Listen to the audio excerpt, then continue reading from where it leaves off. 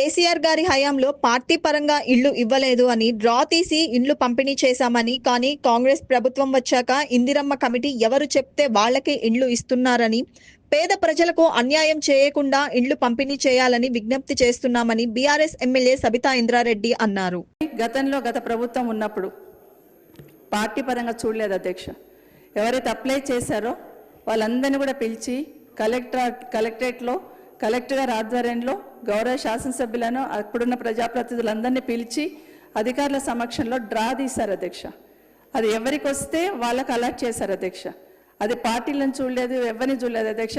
కేసీఆర్ గారు మాకు ఒకటే చెప్పారు, డబుల్ బెడ్రూమ్ ఇల్లు కావాలన్నాడు, ఇల్లు లేని వాళ్ళు అప్లై చేస్తారు కదా, మరి డ్రా తీసి డ్రా ప్రకారమే ఇవ్వండి అని చెప్పారు. డ్రా ప్రకారమే ఇచ్చాము అధ్యక్ష. అయితే ఇప్పుడు ఏం జరుగుతుందంటే అధ్యక్ష, 2 days నుండి మా అధికారులందరితో మాట్లాడుతున్న సందర్భంలో ఇందిరమ్మ కమిటీ చెప్పిన వాళ్ళకి ఇల్లు అలాట్ చేస్తామని.